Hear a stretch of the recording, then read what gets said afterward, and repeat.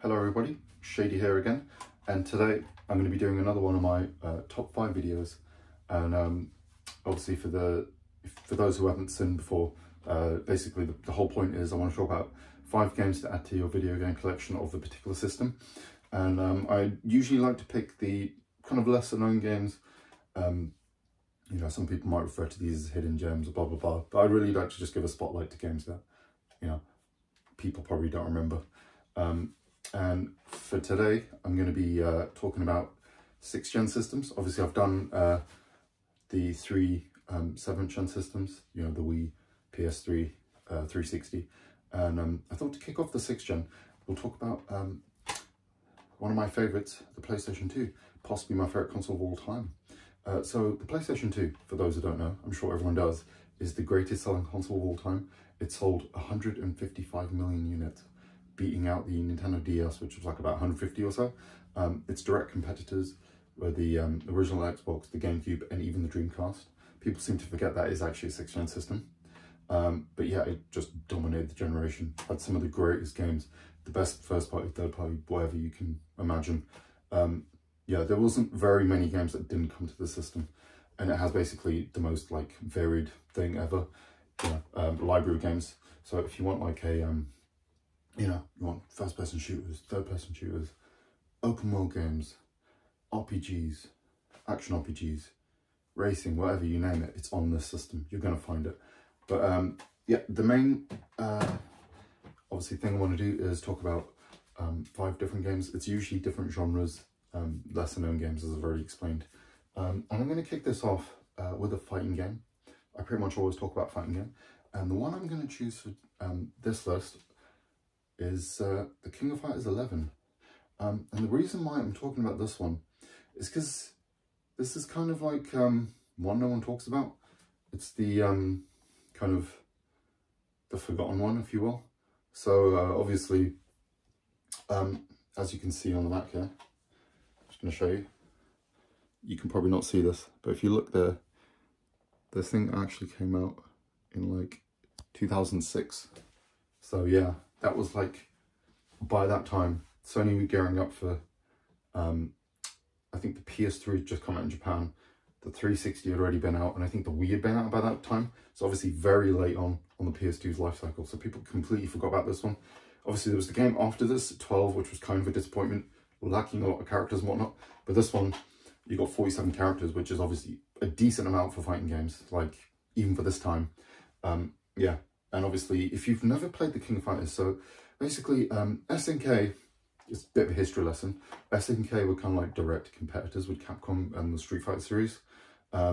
Famously, I can't remember his name, I do apologise, but the guy who created the original Street Fighter, not Street Fighter 2, went on to form or be part of SNK, who created obviously, they had their own series of system, arcade systems and a couple of home consoles, and then they basically, you know, basically just made arcade games. And he created, I think it was the Art Fighting, which is the first one, and then they made a few different series, Final Bout, or whatever it's called, Real Bout, Fatal Fury, blah blah blah. And then this was basically the team up, the King of Fighters. They mashed all the fights together and created a couple others. Famously, Kyo is like the poster boy of it. How this works, unlike other fighting games, you have teams. It's 3-on-3 battles. The older ones, obviously, you just had set teams which you had to use, but in the other ones, you can kind of mix them up, create whatever you want. So, you know, you've got a lot of switching between. Yeah, so it's like, obviously, how it works is each character is like a round. So when that character dies, they move on, and the first one to beat the first 3 wins. But why this one is cool is obviously it has beautiful cel-shaded graphics, all the characters available at that time. It's just a very solid game. You know, you really can't go wrong. You've got all the modes you need. You know, you got your arcade mode, your versus, story, blah, blah, blah. There's a lot of content in these games. Obviously, the PS3 did eventually get King of Fighters 13, which is like just this, but better, really. But, you know, there's one on the PS2. There's tons of great fighting games. This is just one of them. Yeah, just a great game. Add it to your collection. Next up, I want to talk about horror game. This is one I've actually talked about before on another list. I did the list about games to buy, horror games to buy for Halloween. I did speak about this game, but I want to talk about it again. And that is Silent Hill 3. So Silent Hill 3 is obviously the follow-up to 2. But if you remember in Silent Hill 2, we kind of followed a different protagonist and did this whole other thing with James Sunderland, you know, about finding his wife and blah, blah, blah. And in this game, this actually is a direct sequel to the first game. So we're actually playing as Heather, who is the girl that was rescued in the first game when she'd grown up. So she's a teenager at this point. Let's say 16, I'm going to say, maybe 17. And basically, so it starts off with her just in this like dark amusement park, very scary stuff. And then you're trying to like just escape. And then it ends with you getting like run over by this sort of roller coaster thing. Then you wake up in the middle of this diner and it's just a nightmare because she's been like constantly having these different nightmares. Obviously after coming from Silent Hill, and then she goes to the mall and there's this like detective guy following her, and then like bad things happen, and then it kind of carries on from there. I don't want to spoil too much of the story, but it's a really good one. Brings like kind of completes the story from Silent Hill 1. So if you love the first game, I think you're going to really enjoy this one. But the main reason I want to also get into the gameplay as well. What it is, like, it did something that I think there's fans of mainly 1 and 2 didn't like, where it ditched the big open area, like the open world-ish gameplay of the first one, or sandbox if you want to call it that, and it decided to go for more levels. And you kind of, so like I said, you know, you have the mall and then go to like the subway, then the sewers, and you just, you know, you have almost like a dungeon-ish kind of level. You complete the quest and you move on to the next one. Obviously, you know, at the time I think people didn't like that, but if you look back, it's actually a lot of fun. I kind of prefer this style myself, where you just hop in between areas and, you know, there's a real good flow to the game. Also, you probably can't see very well on the back there, but this game looks stunning even today. Yeah, it's definitely worth playing. It's just a great horror game. And also, annoyingly, this is kind of the best version still, because, well, there is a PC version, but the like the HD version they did for PS3 and 360 is just terrible. It included Silent Hill 2 as well. They didn't have source code. I think, well, they did, and it was like from an incomplete build of the game, and for some reason they decided to do a complete redubbing of both games. Thankfully, because of the voice actor, I always forget his name, something Chai, from Silent Hill 2, like kicking up a fuss. Silent Hill 2 actually has the original voices, whereas this one didn't. I mean, I don't want to get too much into it, but basically I think they didn't want to pay royalties, and, you know, there was a lot of crazy stuff that happened. There's a great video by Twin Perfect where they kind of broke down the whole thing and situation. Too much for me to go into right now. It's kind of, I'm going on a completely different tangent, but yeah, great game anyway. Give it a go. It's awesome. Next up, we're going to talk about kind of a hack and slashy type of game, but one with a bit of a twist. And that is actually going to be Chaos Legion. This is probably a game no one remembers besides me. I actually bought this one back in the day, like day one when it came out. So basically, as you can tell, yes, this is a Capcom game. So you know what you're coming for there. I just noticed that the sleeve is kind of out a little bit, so let's sort that out. But yeah, basically, how this game works is, you know, it's a kind of a hack and slash type or character action game, where you go, you start a level, and then you'll have a kind of an arena, you fight enemies, and you move on until you finally get to a boss of each area. But this game has a twist. So legions, which is in the name, are these kind of demons, sort of things you can summon that can attack alongside with you. So, like, yeah, maybe you can kind of see on the back there. You can see them there. There's like a few different ones. I can't remember. I think it might be 6 or so different ones you get. You can equip, I can't remember, I think you can only equip 2 or so per level. But basically how it works is you'll just attack the enemies with your normal swords, and you have to summon the legions, and then you can do attacks in unison with them as well. It's really cool. There's a really cool look to the enemies as well. They have this kind of almost, some of them have this kind of a cybernetic look to them, and they look really awesome. Also, obviously, the art direction is on point, as you can tell. Obviously, in the story, we're playing as the main guy, and then he's kind of like, you know, he controls legions, and then there's like his mate who's gone evil, and you kind of have to stop him. Really, really interesting, awesome game. Also, there's one really cool thing when you basically there's like the Ultimate Legion you start from in the beginning. What is his name, like Thanatos? There's like a really cool thing where you have to basically, they give you him at the start and you like just own everything, and then he's taken away from you. But then there's like kind of a quest you can do where you can find his pieces and then combine them again, and you have to level them up. It's a really awesome aspect to the game. One thing I miss with a lot of games now where they don't really do that sort of stuff, you know, we have these kind of awesome unlockable type things you can do. Yeah, it's a great sort of throwback to this. Well, it's not really a throwback because this is when it was, but it's you know, one of those games, interesting, like unique games that you only got during this generation. It's like, that's why I love this gen. It was just so experimental, and this game really just like kind of signifies that, if that's the right word. But yeah, it's another awesome game. But anyway, we've got a couple more. The next one I want to talk about is well, it's a game in a part of the series that I actually am a big fan of, but it doesn't really it doesn't play like the actual game itself, and that of course is Yu-Gi-Oh! I'm talking about, and in particular I'm talking about this game, Duelist of the Roses. So what is Duelist of the Roses? So basically, if you guys remember, there was a game on the PS1 called Forbidden Memories, where basically it was kind of made when Konami just got, or between when Bandai had the rights to the card game and Konami were obtaining it. So like, I think they basically just had the first set, so it was like a Yu-Gi-Oh game, but it didn't really use all the proper rules of Yu-Gi-Oh, and it was set during the time of like the Pharaoh 10.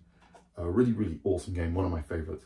And this was like the follow-up to that, because basically what happens, if you play the game, at the end of Forbidden Memories, you'll get this kind of password, and it says, oh, you know, here's the password for the next game. And this was that next game, so you get like some extra items and stuff. So anyway, onto the game itself. So this is literally, imagine the War of the Roses during, you know, England, which was basically, I think it was between, I should know this because I'm from England myself, but it was essentially like the Lancasters and the, I can't remember the name of the other guys. I really should do my history, shouldn't I? But it was basically just the war for the control of Britain, really.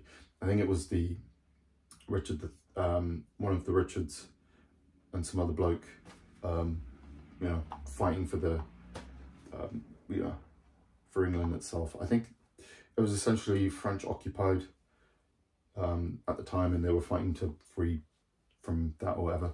That's completely wrong. Any historians watching this are going to hate me for that. I do apologise.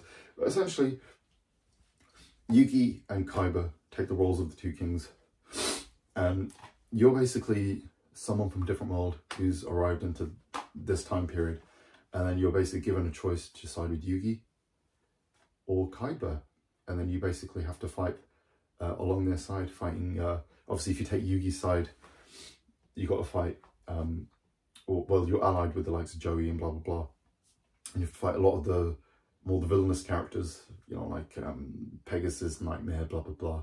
And if you're with Kaiba, then you have to fight the likes of Joey, Mai, blah blah blah. That's those sort of characters. Really cool, interesting game. But the actual gameplay itself, I'll show you the back there. You can see it's kind of like this grid-based kind of system, where you have to like almost like a turn-based strategy RPG kind of thing, but you use cards as opposed to like characters. So you build your deck, you'll place, you know, you have your hand like normal, and you can place a monster, and I think also a magic card and whatnot, or it might just be one card per turn, and then each card can move, and then they can attack, and obviously their strengths and weaknesses, attack, defense, depends on the actual values of the monster, like in the card game. There's another interesting thing is you have deck masters, you know, similar to like it was the virtual arc from the Noah arc in the actual Yu-Gi-Oh anime manga thing. Actually, I think that might be an anime exclusive, but yeah, so it incorporates that. So you'll have a monster, you make them your deck master, and then they level up and you gain certain abilities from that. Basically how it works is you actually have to, so you do damage by either like attacking a card and doing some damage, or attacking the deck master like directly, and the deck master is a separate thing that can move itself, kind of like, you know, the queen in chess or whatever. And I think also if you surround the deck master, you win as well, or something like that. But yeah, it's a really, really interesting, cool game. Another really cool thing is, you know, if you manage to get it yourself, there was a lot of these Yuga games came with actual cards, and I actually managed to get them with my copy. You get Alpha, Gamma, Beta, and Mega Warriors. I think that was one of the first ways you can get those particular cards. That's one thing they really like to do with a lot of these Yuga games. But yeah, this one's a really cool one. Obviously, like, obviously being a turn-based type game, it is a slower game. And some parts of the game, if you want to get like, unlock some of the really good stuff, it gets a little grindy. But you can just go through the story, and then obviously you can go through both of their campaigns. So there's a lot of game here. But yeah, it's an amazing game. Definitely pick it up. Next, I have to talk about an RPG. And that is going to be one I think no one remembers. Might be a little bit out there because obviously we did get kind of a game in the series last year. And that's going to be Valkyrie Profile 2, Samaria. So this game, if you don't know Valkyrie Profile, the first game was a really kind of cool, unique PS1 JRPG. How it worked is you played as this Valkyrie called Lena, and essentially time is clicking down. It's clicking down, isn't it? Yeah. Time is ticking down. You're playing as a Valkyrie called Lena, and she has to basically recruit soldiers in time for Ragnarok. And you know, once time goes out, Ragnarok happens. And then if you fail at your mission, then Freya basically comes and kills you. So you have to basically, you know, you go to towns and you recruit people, you do dungeons. You have to level up your Inheria, which is what they called, you know, the warriors from Fallen Warriors become Inheria when a Valkyrie appears before them. You have to train them and then send them off to Odin. And yeah, that's pretty much the game. It's a really awesome game. But this is actually like a prequel. So basically, I can't remember how many years it is. I think it's a few hundred years before the events of the first game. But you're basically playing as Samaria, who's this Valkyrie here. Where she's kind of fled from Odin. She's like a deserter. And she's kind of taking over the mind of this girl here. I can't remember the girl's name. But basically, this is like a really brutally difficult JRPG. That's part of why I really like it anyway. There's this really interesting battle system where they kind of took the battle system for the first game and made it kind of 3D. So how it works is you'll have obviously Samaria and then Inharia. You have a part of your 4. Each one takes up a action button basically, and they'll do their attacks. And then obviously, if you do enough damage, you can, you know, you have like a break gauge sort of thing, similar to like what a lot of these action RPGs have, and then you can do some extra damage. Yeah, it's a really cool, unique game though. Also, you don't just, like, you actually do have a 3D space to go into when you're battling and stuff, but the actual game itself, outside of battles, is a 2D plane, which is really cool. And also there's like, in the actual dungeons themselves, there's like a lot of actual, like traversing and stuff, puzzle, platforming type stuff as well. But yeah, it's a really awesome game. The only thing is, like I said, it's very difficult. You're going to need to really kind of there's a lot of grinding in this game, I'm not going to lie to you. And obviously if that puts you off, you may want to avoid it. But the game is really great though. I'm just going to show you the back there as well. As you can see, this again was one that came out like 2006, 2007-ish. So, you know, when the next gen kind of started. So that's kind of why it's forgotten a little bit. Also, it looks very good for a PS2 game, because it's a very late PS2 game. So like they managed to make it look really great. Like the lighting is a lot better than any other PS2 game I've ever played. Yeah, really interesting game. And there is you get to see a character from the first game as well, one of the warriors. So that's a cool little throwback. But yeah, this is a brilliant game anyway. If you like JRPGs, I think you owe it to yourself to play this one. But obviously, there's tons of more amazing RPGs on the system. But that's just one of them. But anyway, that's the end of the list. I really hope you enjoyed. I'd like to hear if anyone watches this video. I'd like to hear any suggestions you guys have for, you know, awesome PS2 games, ones to add to your collection. And obviously, yeah, I would probably going to do videos on the other systems as well, which I'd quite like to. But yeah, I hope you enjoyed the video. If you did, like and subscribe, and tune in for more. Anyway, have a great rest of your day. Thank you very much.